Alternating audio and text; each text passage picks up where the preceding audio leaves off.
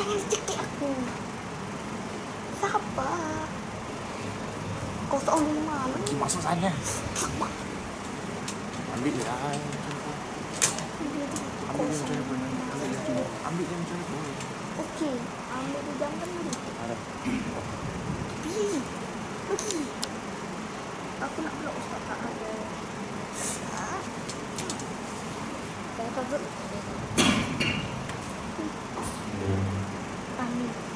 أعوذ بالله من الشيطان الرجيم بسم الله الرحمن الرحيم الحمد لله رب العالمين له النعمة وله الفضل والثناء الحسن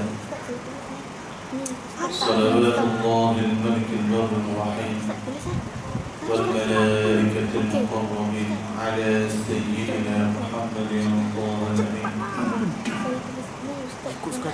وعلى آله وصحبه الطيبين الطاهرين اللهم لا سهل إلا ما جعلته سهلا وأنت يا حي يا قيوم تجعل لنا الواشق سهلا اللهم علمنا ما جهلنا وذكرنا ما نسينا وزدنا علما واغفر لنا يا أكرم الأكرمين اللهم فقهنا في الدين وعلمنا التأويل واهدنا الصراط المستقيم صراط الذين أنعمت عليهم من النبيين والصديقين والشهداء والصالحين وحسن أولئك رفيقا يا أرحم الراحمين نسأل الله تعالى أن يرزقنا الإخلاص في النية والقول والعمل آمين رب العالمين أما بعد السلام عليكم ورحمة الله تعالى وبركاته. Alhamdulillah, kaum sekalian, syukur pada Allah Subhanahu wa taala dengan limpah kurnia yang dapat sama kita berhimpun pada malam ini dalam majlis ilmu agama. Mudah-mudahan Allah taala limpahkan rahmat dan barakah yang melimpah ruah, dan mudah-mudahan Allah Subhanahu wa taala kurniakan keampunan bagi dosa-dosa yang kita lakukan, insya-Allah. Amin ya rabbal alamin. Yang saya muliakan, yang saya kasihi, Tuan Imam, ahli jawatan kuasa para jemaah muslimin muslimat yang dirahmati oleh Allah Taala. Insya-Allah seperti biasa saya ingatkan diri saya dan juga para hadirin hadirat untuk sama-sama kita ikhlaskan niat kerana Allah Subhanahu wa taala. Insya-Allah pada malam ini kita akan sambung perbahasan kita dalam rukun-rukun solat. Kita masih lagi bahaskan tentang rukun-rukun solat. Baik, insya-Allah pada malam ini kita akan sambung pada muka surat yang ke-34. Kalau buku saya tuan-tuan mungkin jarang sikit, sama ada 2 muka surat atau 1, ataupun sama dengan saya.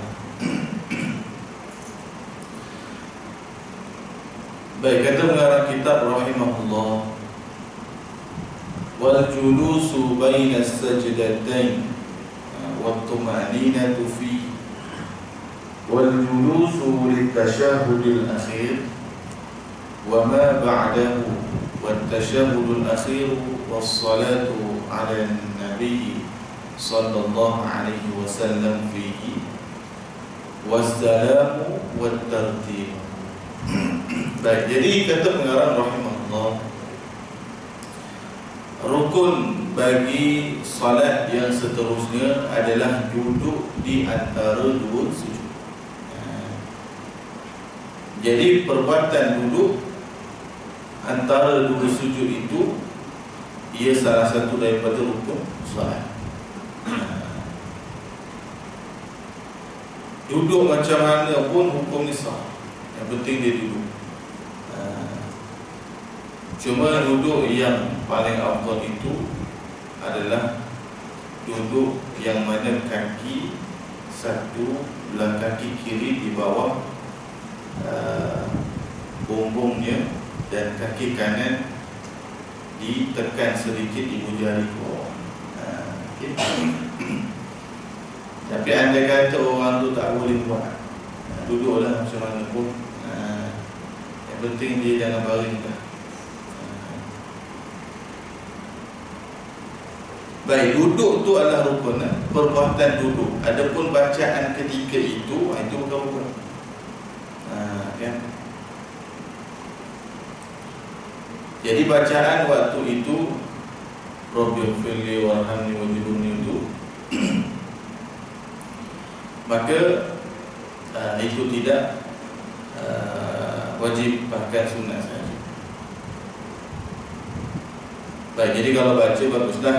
Cuma kitab ni kita tak pergi bahas tentang sunnah, kerana kitab ni dia hanya fokus pada yang fardu dulu. Tapi nanti kalau kita dah khatam, kita pergi pada kitab syarahan, maka kita akan luaskan. Cuma nak bagi faham, seorang itu dia kena tahu yang wajib dan yang sunnah. Dia kena tahu kadar yang wajib. Sebab kalau dia tak tahu kadar yang wajib, boleh jadi dia tidak tahu bila batal, bila tak batal. Jadi dia sangka kalau tak baca zikir waktu duduk antara sujud tu batal sembahyang, baru tak tahu. Jadi tahu mana yang biasa, sebab dia bukan rukun. Tapi kalau dia tak duduk, itu dia batal. Sebab ia salah satu daripada rukun solat. Baik, seterusnya tumakninah ketika duduk di antara dua sujud. Setelah duduk, maka mesti dibuat tumakninah. Dahulu kita dah sebutkan tumakninah ini apa dia? Diam segala anggota badan kita yang besar secara serentak, dan ianya dengan kadar selama kadar bacaan subhanallah. Maknanya bukan baca subhanallah. Maknanya kalau kita baca subhanallah, berapa tempoh masa dia? Mungkin 2-3 saat. Jadi mesti kena diam serentak semuanya badan kita yang besar itu dalam tempoh seperti itu. Jadi kalau ada yang bergerak, contoh dia garu, dia gantar ke, dia garu ke, badan dia bergerak, maka belum berlaku tumakninah. Jadi mesti dia diam seluruh badan itu yang besar dalam tempoh tersebut, dalam tempoh subhanallah. Tapi kalau anggota yang kecil tak ada masalah, macam kita, mulut kita kita berzikir, maka dia tidak dikira, sebab anggota yang kecil tak dikira. Anggota kecil tak dikira. Contoh kelipan mata, kalau orang tu dibuat ada sejuta kali pun tak batal. Ataupun tak mengganggu tumakninah berlaku, kan? Walaupun mulut kita bergerak, tak berhenti pun, kan? Sampai kita diam itu, mulut kita bergerak, tapi kita zikir, kan? Jadi walaupun bergerak, berlaku tumakninah juga. Kerana tumakninah itu dikira bukan daripada anggota yang kecil, tapi anggota yang besar. Contohnya tangan, kepala, di badan, kaki, cuma anggota badan yang besar. Baik, kemudian duduk untuk tasyahud akhir. Ini rukun yang seterusnya, iaitu duduk untuk tasyahud akhir. Dan apa yang setelahnya. Dan kemudian bacaan tasyahud akhir. Jadi bacaan tasyahud akhir itu, maka yang sempurna itu yang kita baca itulah at-tahiyyatul mubarakatus salawatut thayyibatu lillah. Assalamu alayka ayyuhan nabiyyu wa rahmatullahi wa barakatuh. Assalamu alayna wa ala ibadillahi s-salihin. Ashhadu an la ilaha illallah wa ashhadu anna Muhammadar Rasulullah. Ini namanya tasyahud akhir. Okay. Bila kita sebut kat sini bacaan, kan? Dikatakan itu bacaan. Makna bacaan kena betul. Sebab rukun dia adalah bacaan, dia bukan perbuatan. Kalau tadi orang tu dia buat rukun, duduk ke, sujud ke, bacaan dia salah, maka dia tidak mengganggu sahnya solat tadi, tetap sah. Tapi di sini rukunnya adalah bacaan. Maka andai orang itu dia salah baca, makna apa? Dia baca dengan huruf yang salah. dia tidak mendatangkan makhraj yang betul, sifat yang betul, maka di sini batal. Sebab itu perbetulkan bacaan bukan hanya Fatihah. Seperti mana Fatihah itu perlu dibetulkan panjang pendek huruf itu, makhraj dan sifatnya, juga perlu dibaca dengan betul pada tasyahud akhir. Contoh, mesti dia kena baca at-tahiyyatu dengan ha pedas. Kalau dibaca at-tahiyyatu batal. Maknanya kalau salah dia kena ulang lagi. Kalau dia tak ulang, bagi salam dah habis, sembahyang balik semua. Jadi kita tengok tuan-tuan, kan?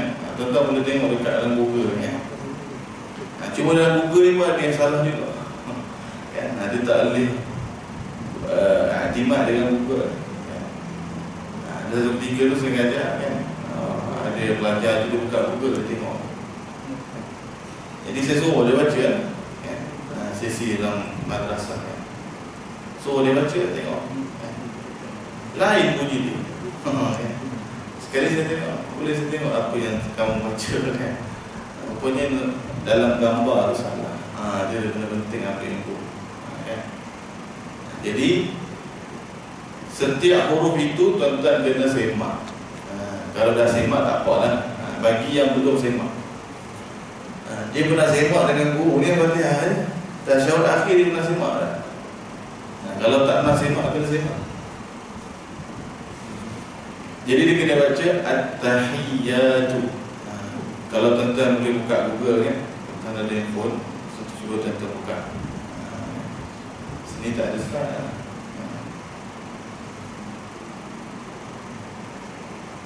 Tasyahud akhir.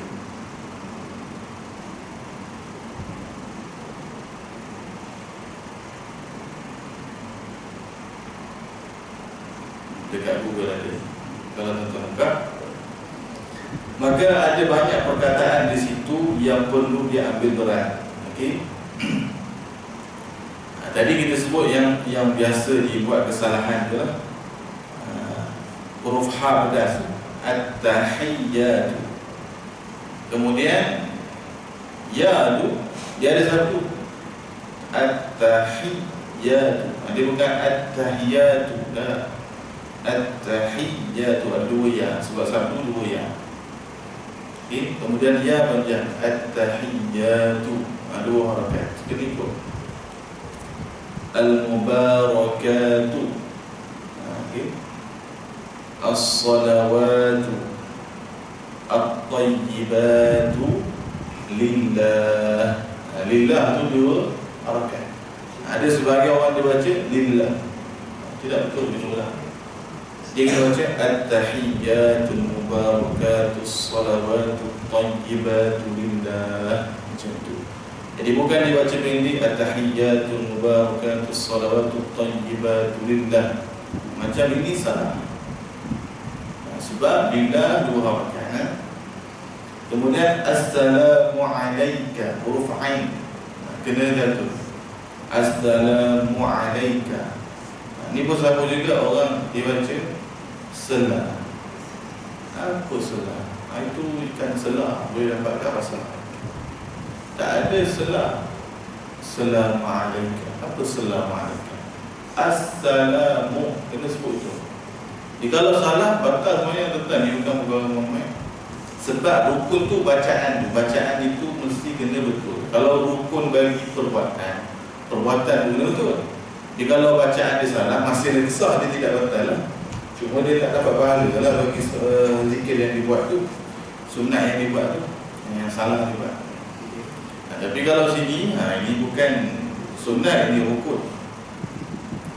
Okey, jadi assalamu kena betul. Kemudian alaika, huruf ain. Okey, ayyuhan nabiyyu. Kemudian wa rahmatullahi wa barakatuh. Kemudian assalamu alayna, huruf ain jaga, wa ala ibadillah as-salihin. Jangan dibaca dengan ha tebal. As-salihin dan as-salihin. Kemudian ni pun sama juga, kena baca asyhadu. Ada sebagai baca asyhadu. Asyhadu, apa tu asyhadu? Asyhadu tak ada apa. Itu bukan lafaz yang betul. Jadi tidak sah macam itu. Hatta kadang-kadang azan tu sama juga. Tidak dijaga. Laungan dia lagu dia dah sedap lah, tapi lafaz tak dijaga. Asyhadu an la asyhadu, apa asyhadu? Kena sebut dia asyhadu. Ni kena jaga. Sebab nak cepat dia langkah. Jadi bila kita sembahyang, pastikan bacaan kita bacaan yang betul. Okey. Kita baca asyhadu. Okey, kalimat itu. Asyhadu an la ilaha illallah. Wa asyhadu anna Muhammadar Rasulullah. Okey. Jadi sampai sini ianya adalah tasyahud akhir. Kena baca dengan betul. Baik, rukun seterusnya adalah selawat ke atas Muhammad sallallahu alaihi wasallam. Jadi rukun seterusnya adalah selawat. Selawat itu yang rukun sekurang-kurangnya dia baca Allahumma salli ala Muhammad. Sampai sini je. Jadi kalau dia dah baca sampai situ, sah sembahyang dia. Okay. Cuma Muhammad tu kena baca dia tu. Dia orang dia baca salah juga. Muhammad dengan ha tebal, salah. Jadi tidak sah. Ataupun dia panjang pula ma tu. Yang kedua, Allahumma salli ala Muhammad. Mana pula ilmi madani? Kan sini ada lah kalimah Muhammad. Tu dia. Belakang. Mim ha ni lepas. Mim ha mim dal, mana dalil? Dia Muhammad. Terbawa-bawa sampai ke selawat Nabi macam tu. Itu sama juga. Selawat Nabi bagus dah. Keterbukaan ataupun sukanya berselawat tu bagus. Tapi tak bagus ni buat tanpa ilmu. Sampai ada lagu orang dia buat lagu tu kena otter sikit, kena adjust sikit supaya betul. Okay. Sebab selawat ni ibadah. Jadi bila ibadah, panjang pendek kena jaga. Kan? Ni orang selawat kan, lepas sembahyang biasa dia selawat. Kan? Selawat lagu selawat dia banyak kan? Tapi lagu ni yang biasanya kat mana-mana pun orang guna lagu tu kan? Dia bunyi macam mana? Sallallahu ala Muhammad. Dia baca macam mana? Sallallahu ala Muhammad. Betul? Mana ada selawat itu? Salah. Orang yang selawat macam ini haram hukumnya.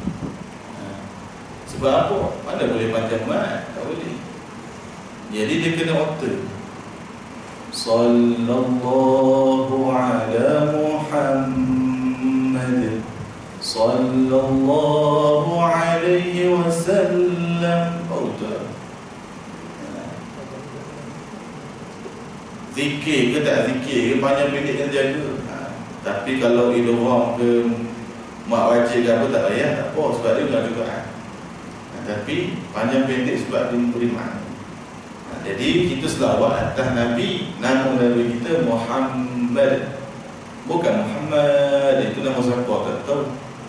Jadi selawat kita bukan atas Nabi kita, itu atas nama yang lain yang Allah Maha.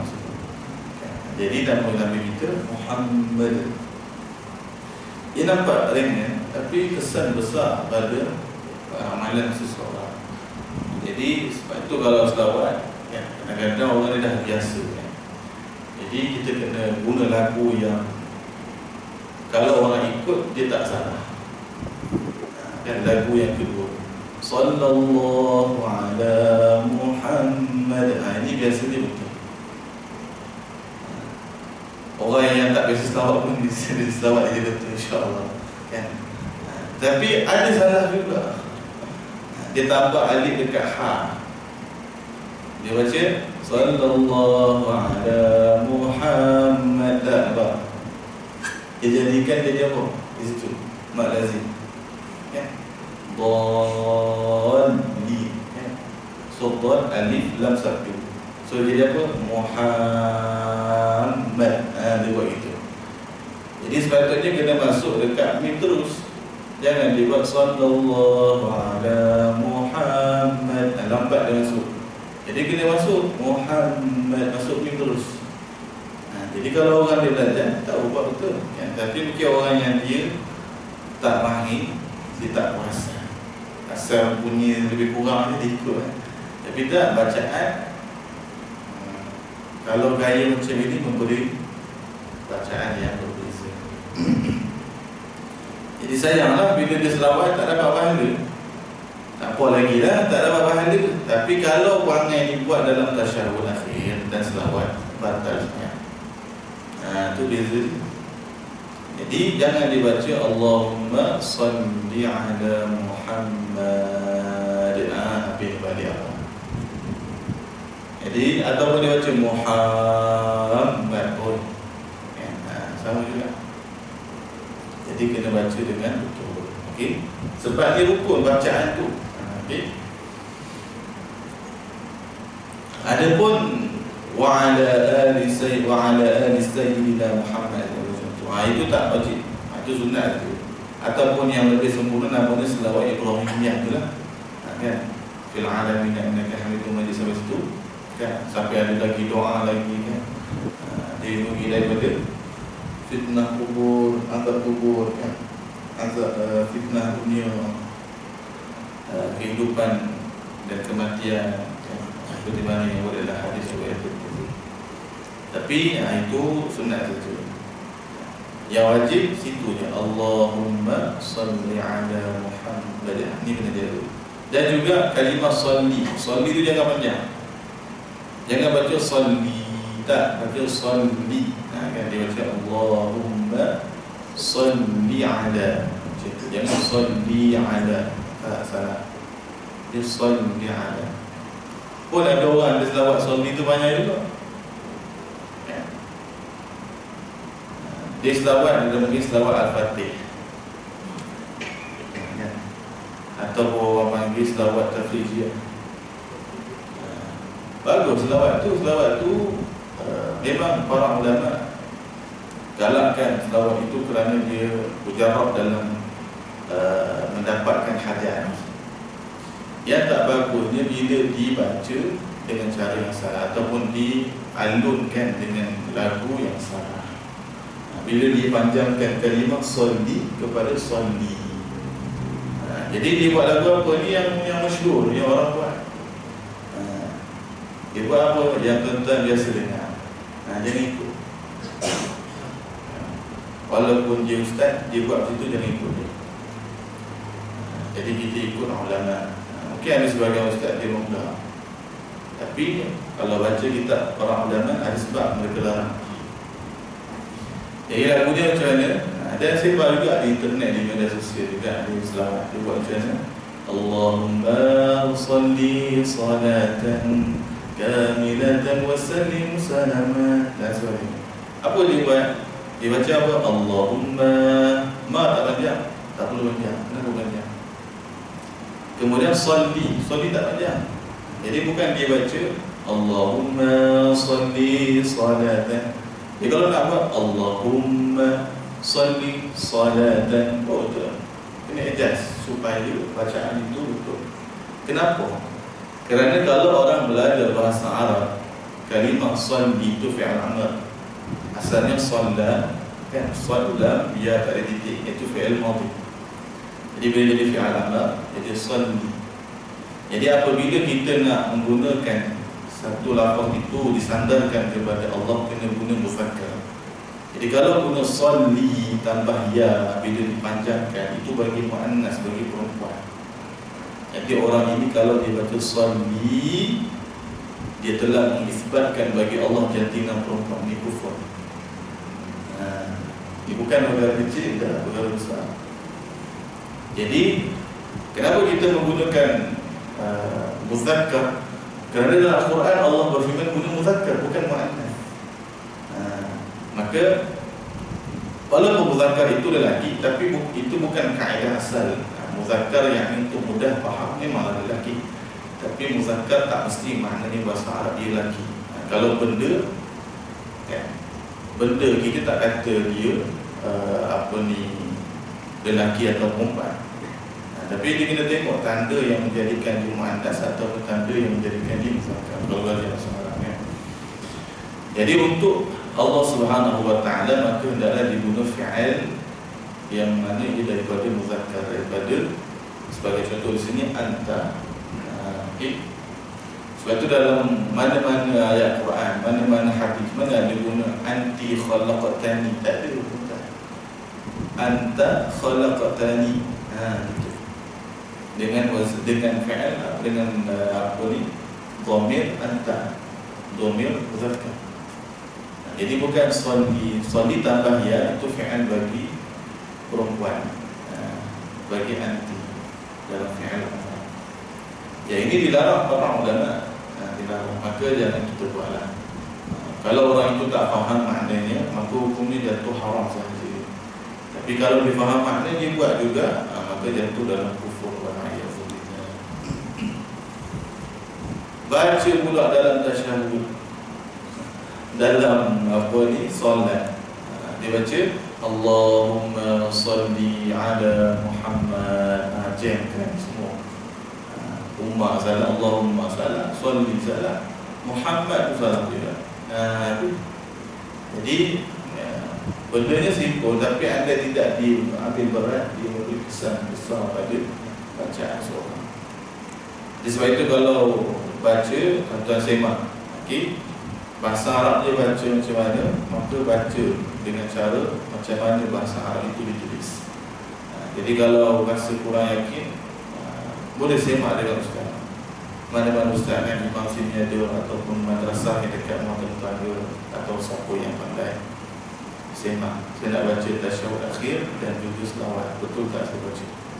Kadang-kadang kita ni baca syok je, saya baca ni dah betul, sempur kat ustaz ni macam saya, betul dulu kan. Bila baca Quran yang buruk, ada saja salah. Kadang tak salah, depan dia baca salah sebab nembus ni masalah, kan? Tapi tuan-tuan semaklah dengan guru yang ada. Okey, sebab ini salah satu daripada hukum solat. Baik, kemudian bacaan salam. Ini pun sama juga rukun qauli, rukun perkataan. Mana kena baca dengan betul. Bacaan salam itu apa yang kena baca, itu yang wajib takat mana, iaitu dia baca Assalamu alaikum. Sebelah sini je, warahmatullahi wabarakatuh, ini tak wajib. Okay. Dan bila kita sebut bacaan salam itu Assalamualaikum, kena baca elok, mesti mula dengan A. Jangan dia baca selah macam tadi je. Assalamualaikum. Oh, tu dia khusyuk ramai. Assalamualaikum, Assalamualaikum. Dah tak boleh. Jadi kena baca, mesti kena baca elok. Assalamualaikum. Okey. Adapun kalau dibaca warahmatullahi wabarakatuh, ini tak ada masalah, sebab ini dah pergi kepada kategori sunat. Jadi kalau dia tak baca pun sah je. Seterusnya toleh kanan kiri, toleh kanan ni, ini bukan wajib, ini sunat je. Yang wajib, yang rukun bacaan itu, bukan perbuatan. Okay. Kalau orang itu dia baca Assalamualaikum, tegak je, lepas tu keluar dulu, sah, tak ada masalah. Kalau orang tu dia sakit tengkuk, kan, malam tidur salah, sakit pula belah kanan, kan, tak boleh dia paksa, kan, dia paksa juga oleh kita, kan, bukan rukun pun, kan. Jadi kalau dia tahu yang rukun, itu kan selesai. Bila ada sesuatu yang berlaku pada dia, tahu kadar mana yang sah, kadar mana yang sunat saja. Tak payah dia nak membebankan dia, kan. Jadi kalau nak toleh itu yang sunat, toleh ke kanan. Okey. Tak perlu sampai nampak jemaah belakang. Ada orang kan dia sampai belakang. Kan? Tak perlu kan. Sikit je begitu je. Kan. Dan tak perlu macam ni. Kan. Lepas tu siap tangan tu. Bukan dia sambung ke ni, dia belakang ketuk gini. Tu dia tentang kan. Kawan dia 2 kali. Dia lagi banyak kan.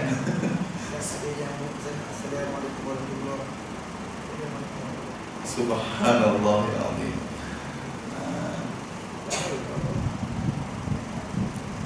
Jadi yang ada asal itu yang toleh kanan saja.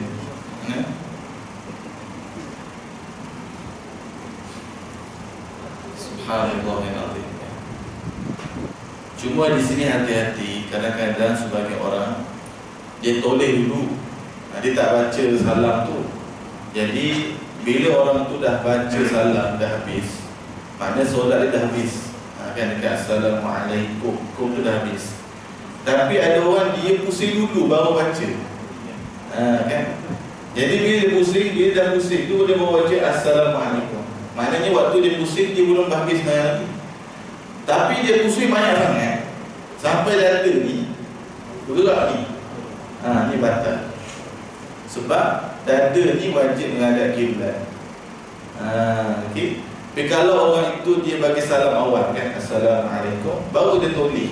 Tapi waktu tu dah habis dah sembahyang dia, sebab toleh tu dia bukan daripada rukun. Okey. Jadi kalau orang itu dia toleh dulu, baru dia bagi salam. Tapi dia toleh lajak sangat sampai dada dia ni gitu. Kan. Orang suruh toleh kepala, bukan badan sekali ikut. Dia badan sekali ikut. Jadi kat sini batas sebenarnya. Sebab dada kita ni kena sentiasa menghadap kiblat.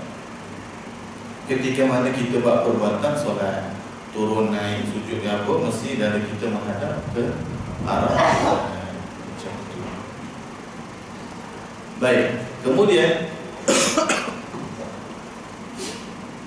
semua rukun ini yang qauli, yang ucapan, iaitu apa dia? Ada 5.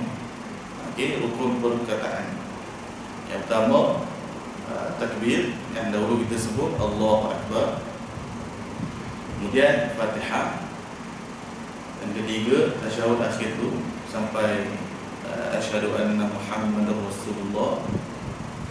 Kemudian selawat Allahumma shalli ala Muhammad. Dan yang kelima bacaan salam. Okey, ini semua adalah rukun qauli. Okey. Maka semua rukun ini, qauli ini mesti dibaca dengar di telinganya sendiri. Mesti volume kekuatan yang dibaca itu sekira-kira boleh didengari oleh telinganya sendiri pada keadaan biasa. Okay. Sebab ada orang dia baca tapi mulut dia kan, tak dengar apa.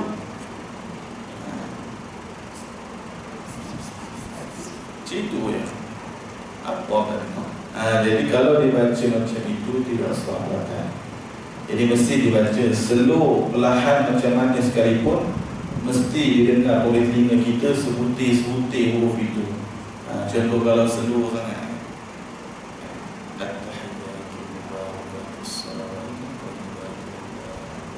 jangan dia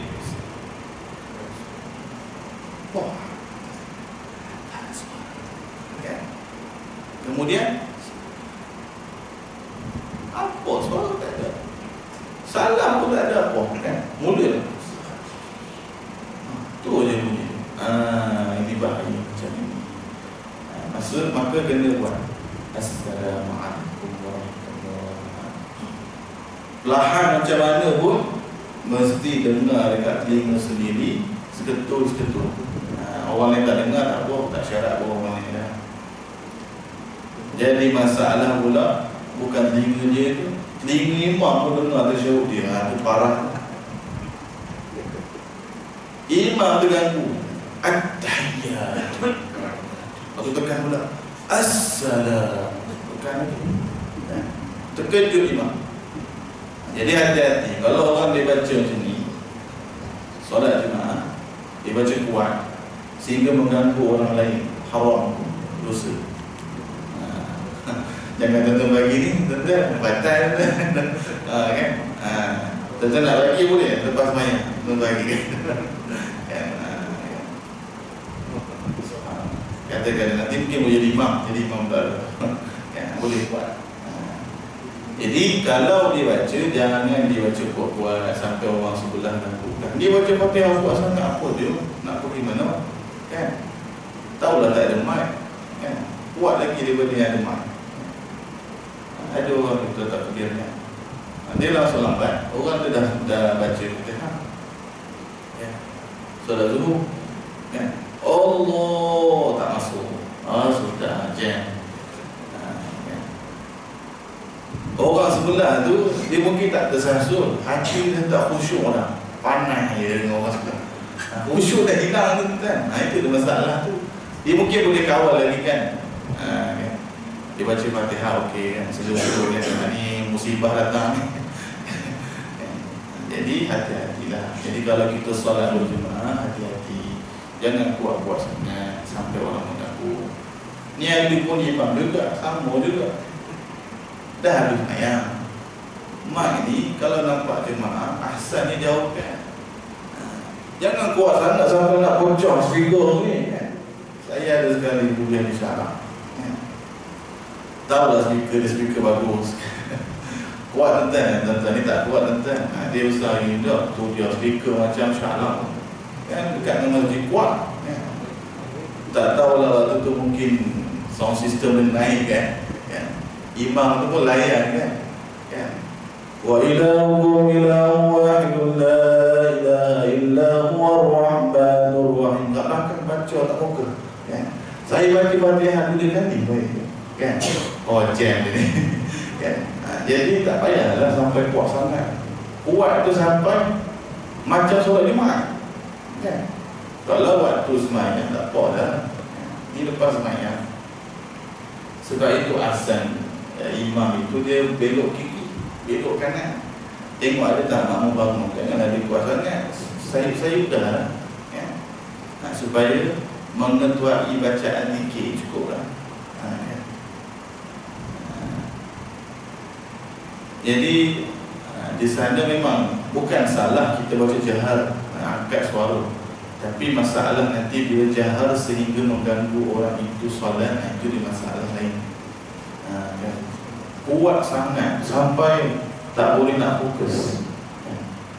Memang kuat sungguh tuan ada tu kan.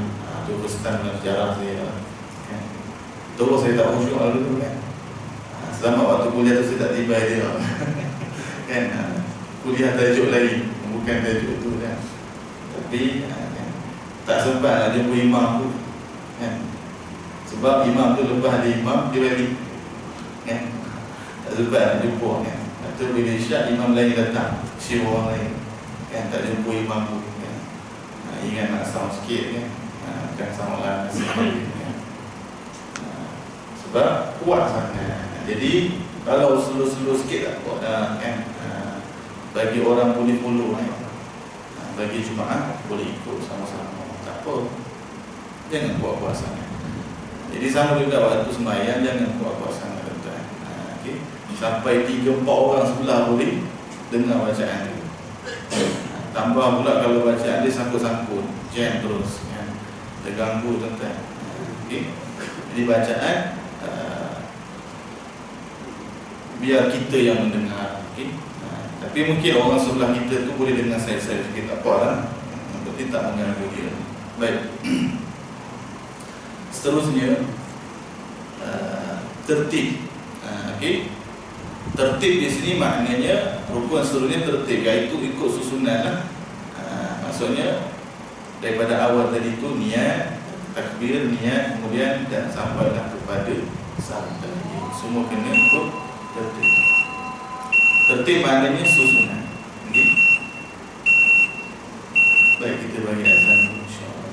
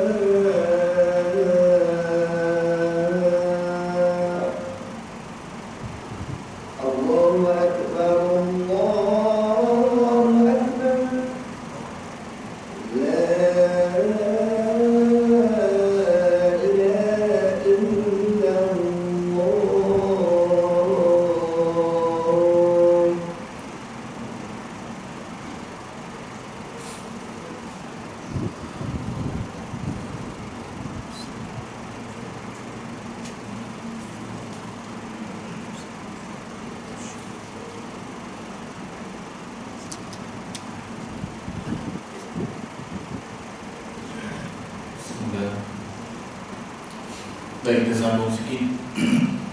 Baik, kita beri kepada yang seterusnya, yaitu pasal tentang perkara yang membatalkan solat. Baik, pasal mubtilatus salati 14 al-hadatsu wa wuqu'un najasati illa tulqa halan min ghairi hamli. Baik, perkara yang batalkan sembahyang solat ada 14. Yang pertama adalah hadas. Apa hadas itu? Sama ada hadas kecil ataupun hadas yang besar, maka membatalkan sembahyang. Baik, kemudian terkena najis, sekiranya tidak dibuang dengan segera tanpa menanggungnya. Okey. Maknanya kalau waktu sedang sembahyang kemudian jatuh atas badan itu najis,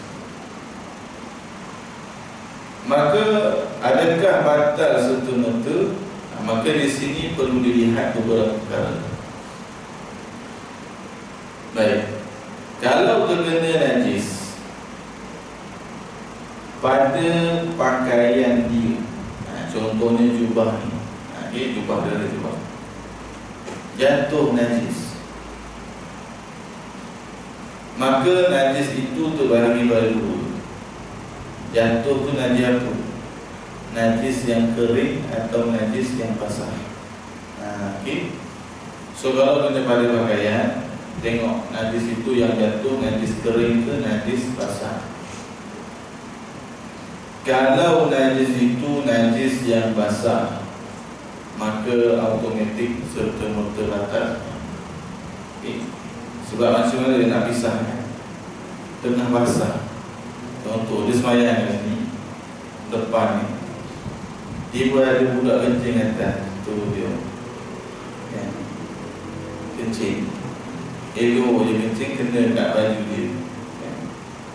Jadi macam mana dia nak pisahkan? Tak boleh pisahkan. Nak tunggu kering, terus automatik kering kan? Kalau kering, dia tidak mengangkat apa-apa. Jadi kalau najis itu daripada basah, kena pada pakaian batal terus. Kalau kering,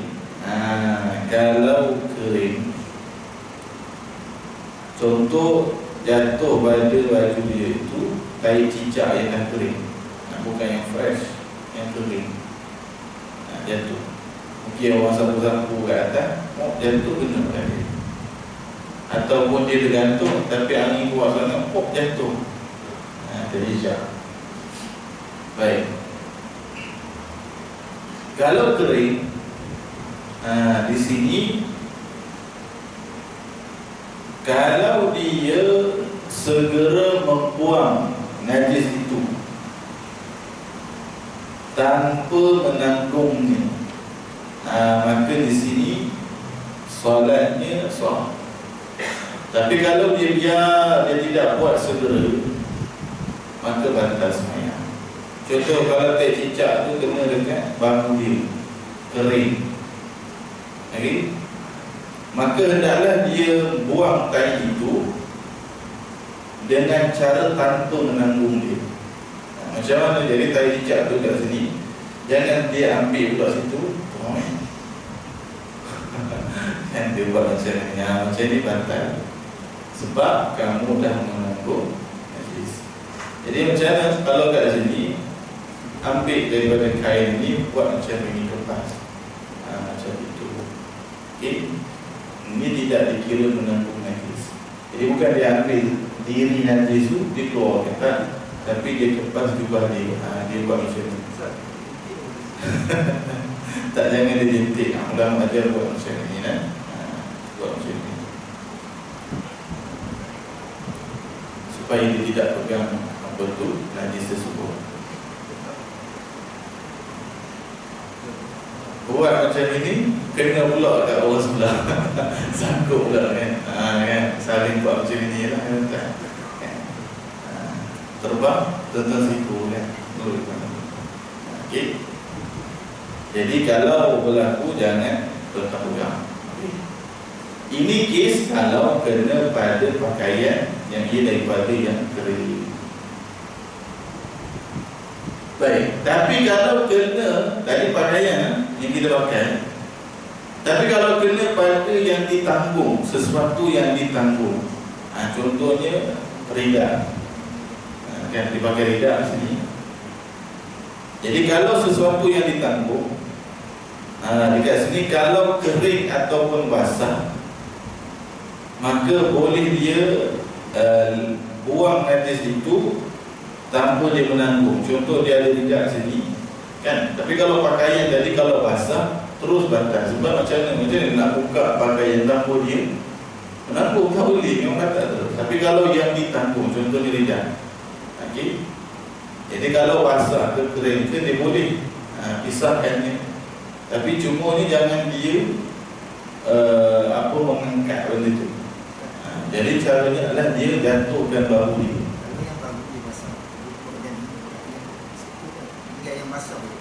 Tak, kalau basah tak boleh dah.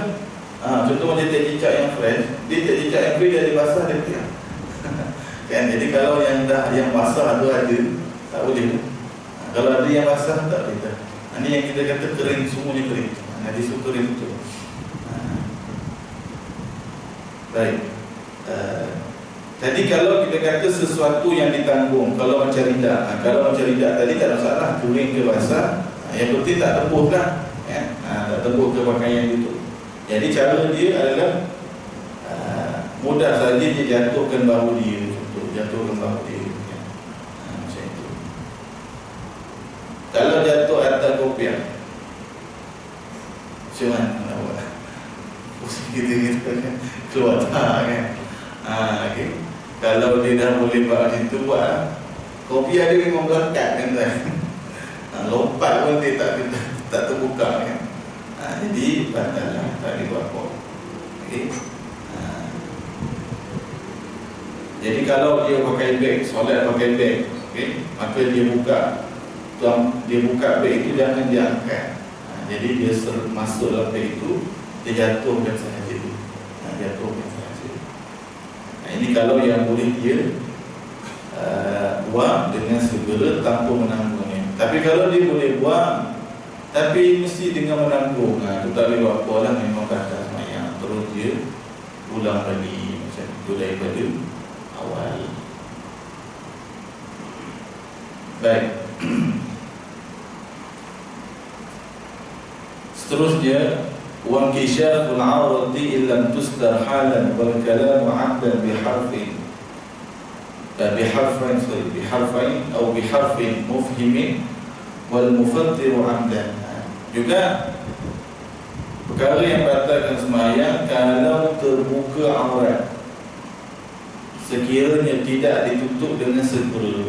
Jadi kalau dia waktu solat terbuka aurat, bukan daripada awal dia dah terbuka aurat. Yang ini bukan terbuka aurat itu berlaku sebelum solat. Sebelum solat batal. Jadi dia tidak solat dalam keadaan menutup aurat. Tapi dia solat dalam keadaan menutup aurat, tapi waktu sembahyang terbuka aurat. Ini maksudnya. Jadi kalau terbuka aurat waktu solat, maka hendaklah tutup dengan segera. Contoh dia sembahyang dekat tepi pantai, kuat sangat angin, kain dekat naik ke atas. Tak boleh buat bincang, dia dah dekat rumah dah, kuat punya angin, naik ke atas. Dia tutup sini, buka sini, tutup sini, tak boleh tutup dah. Kan? Kuat sangat contoh, tak boleh buat apa lah. Ataupun dia semayang, ada pula cucu dia duduk main situ, kan, selak kan, ada cucu ataupun anak kan. Dan semayang dia disobok dalam kain. Kan? Jam dah tu kan, tengah baca terbantun. Apa tadi ayat dah mana? Dia boleh pula menyodor dalam tu, lepas seorang-seorang kan. Jadi kan, jadi dia kena kawal lah keadaan dia kan. Kawal lah keadaan dia kan. Dia ke tepi ke kan. Ikutlah cara macam mana kan. Okay. Kalau perempuan contoh dia semayang, kemudian kain dia waktu dia sujud kadang-kadang terselak nampak kaki. Okay, jadi tutuplah segera, jangan biarkan. Okay. Ataupun lelaki dia semayang pakai seluar, bila rukuk terucut sikit, kan, nampak dia punya bahagian aurat, maka tutuplah segera. Okay. Dia semayang nak sujud, terbijak kain, terbuka kain, cepat-cepat tutup, kan. Jadi kes benar berlaku. Okay. Jadi ingat, kalau dalam keadaan sembahyang, waktu awal-awal sembahyang itu semua dah ikut dah, dah tutup aurat dengan betul. Waktu sembahyang berlaku sesuatu, terbuka aurat, maka tutup segera sah sembahyang, jangan dibiarkan berlaku seperti itu, iaitu batal.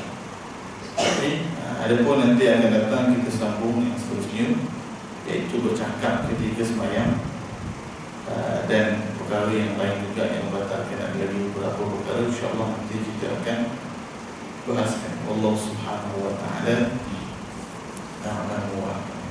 Bismillahirrahmanirrahim. Alhamdulillahirabbil alamin. Wassalatu wassalamu ala asyrafil anbiya'i wal mursalin sayyidina Muhammadin wa ala alihi washabbihi ajma'in.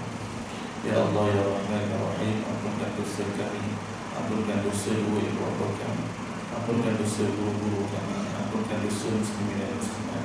Ya Allah, ampunkan kami dalam syurga-Mu seperti mana Kau ampunkan kami pada malam ini. Ya Allah, ya Allah, berikanlah kami dalam iman, dalam ketakwaan pada-Mu. Ya Allah, ya Allah, berikan pada kami syafaat Rasulullah sallallahu alaihi wasallam. Ya Allah, dengan barakat majlis ilmu pada malam ini, angkatkanlah segala penyakit yang kami alami. Kurniakan pada kami zuriat yang salih dan salihah. Permudahkanlah segala kesulitan, kesusahan kehidupan kami. Ya Allah, ya Allah, kurniakan pada kami zuriat yang salih dan salihah. yang menggembirakan kami dunia dan akhirat ya Allah. Ya Allah, bantulah saudara kami di Palestin, berikan mereka kesabaran, ketabahan, kekuatan dalam melawan golongan Yahudi ya Allah.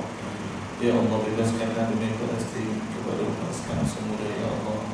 Ya Allah, hancurkanlah perangkat Yahudi dan sekutu-sekutu dalam zalimi umat Islam ya Allah. Rabbana atina fid dunya hasanah wa fil akhirati hasanah wa qina adzabannar. Sallallahu ala sayyidina Muhammad wa ala alihi wa sahbihi wa baraka wa sallam. Walhamdulillahi rabbil alamin.